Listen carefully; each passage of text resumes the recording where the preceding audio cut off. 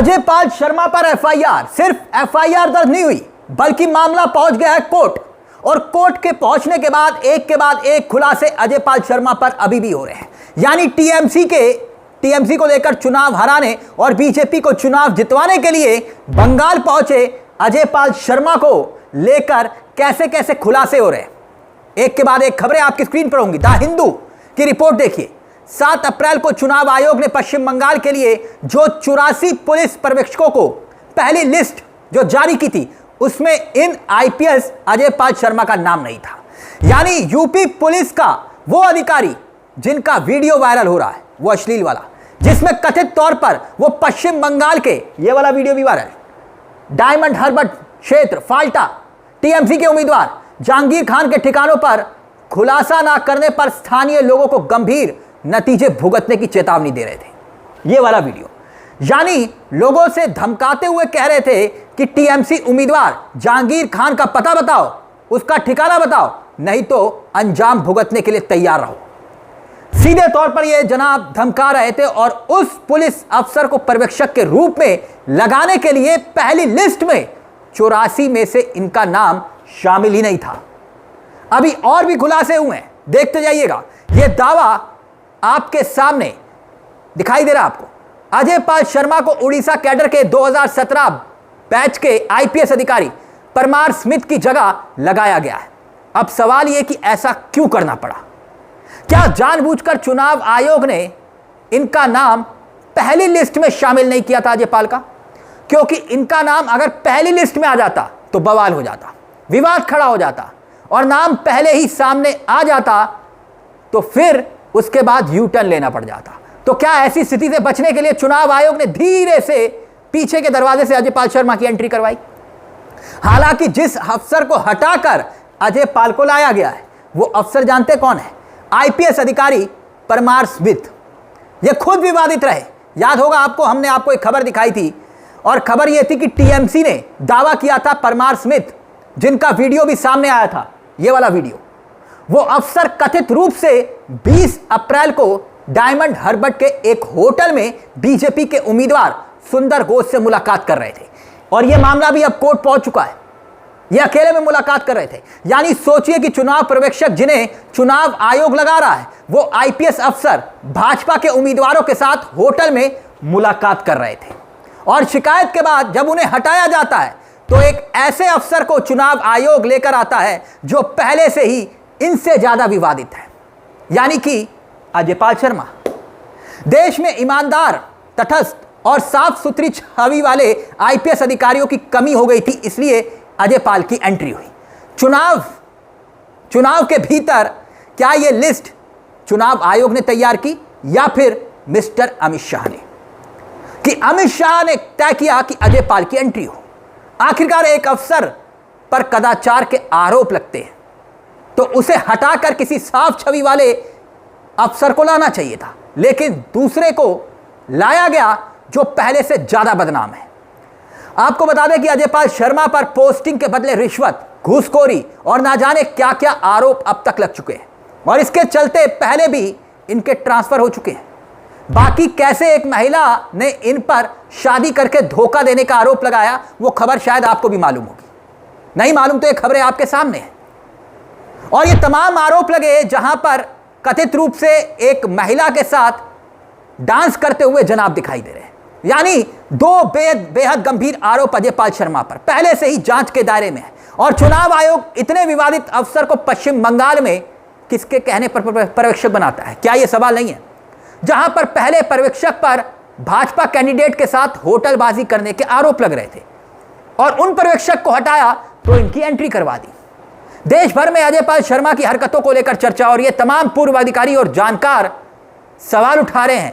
सबका मानना यह है अजय पाल शर्मा जो कर रहे हैं या फिर उनको जो कहा गया है वो उनके अधिकार क्षेत्र से बाहर है। स्पष्ट पक्षपातपूर्ण रवैया दिखाई देता है। याचिकाकर्ता ने लोक प्रतिनिधित्व अधिनियम 1991 की धारा 20 के हवाला देते हुए यह बताया कि पर्यवेक्षक का कार्य चुनाव संचालन की निगरानी करना होता है। यह खबर देखिए जो याचिका दाखिल हुई है, पीआईएल दाखिल हुई है, उसमें कहा गया है कि चुनाव आयोग का आंख और कान पर्यवेक्षक को माना जाता है। इसकी मौजूदगी से चुनाव में जनता का विश्वास मजबूत होता है, जबकि अजय पाल शर्मा का आचरण पर्यवेक्षक के कार्यों का घोर उल्लंघन करता है। यानी जो पीआईएल दाखिल हुई, यानी एक तरफ एफआईआर और एक तरफ यह मामला पहुंच गया। अब बकायदा बीजेपी के नेता अजय पाल शर्मा के वीडियो शेयर कर रहे हैं। टीएमसी उम्मीदवार जहांगीर अली के परिवार को धमकाते हुए जनाब नजर आ रहे हैं, कहते हुए नजर आ रहे हैं कि जहांगीर को कह देना कि मैं आया था और फिर बाद में रोना धोना मत। यानी जो जिम्मेदारी अजय पाल शर्मा को वहां भेजा गया, जिस जिम्मेदारी के लिए, क्या ठीक उससे उल्टा काम कर रहे थे। हालांकि मैं उस जिम्मेदारी की बात नहीं कर रहा हूं जो दिए जाने का चुनाव आयोग ने इनको दी होगी।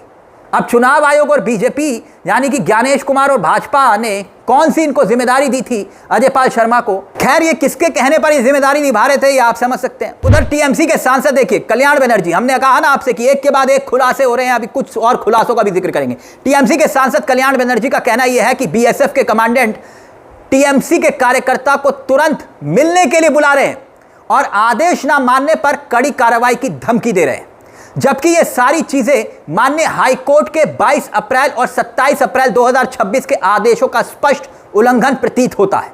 बहुत चिंताजनक स्थिति है कि अर्धसैनिक बलों का कथित तौर पर चुनाव प्रक्रिया के दौरान भय पैदा करने और दबाव बनाने के लिए दुरुपयोग किया जा रहा है, जिसका स्पष्ट उद्देश्य है भाजपा के पक्ष में वोटों को प्रभावित करना।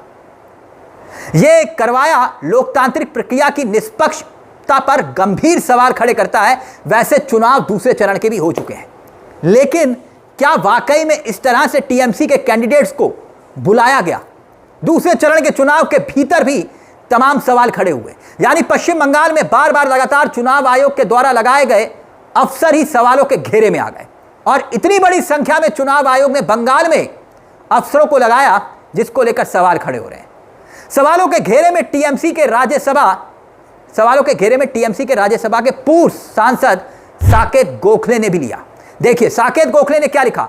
मणिपुर राज्य में जो कि 3 साल से जल रहा है, आज की तारीख में 18,000 सीआरपीएफ कर्मी वहां पर है, जबकि वोटिंग के दिन खाली कोलकाता शहर में 28,500 लोगों को तैनात किया गया।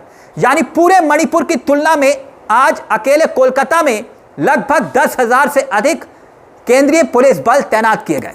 4 मई को चुनाव हारने की हताशा बीजेपी की चरम पर पहुंच गई है, ये उन्होंने ट्वीट में लिखा है। सवाल यह है कि इतना सब कुछ कहकर, रहकर और दिखाकर भाजपा चुनाव जीत भी लेती है, नरेंद्र मोदी जी, अमित शाह जी चुनाव जीत भी लेते हैं, तो इस जीत के मायने क्या है?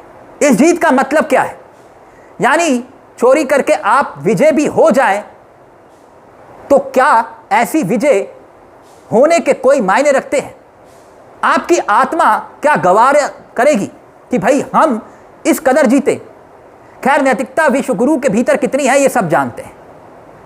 अब अजय पाल शर्मा को लेकर जो एक के बाद एक खुलासे हो रहे हैं कि भाई पहली लिस्ट में ही ये जनाब थे ही नहीं, तो पर्दे के पीछे से एंट्री किसने करवाई? और आखिरकार क्या वाकई में ये ऊपर से आदेश को ही फॉलो कर रहे थे? अजय पाल शर्मा आयोग के लिए काम कर रहे थे या फिर भारतीय जनता पार्टी के लिए? ये सवाल खड़े हो रहे हैं।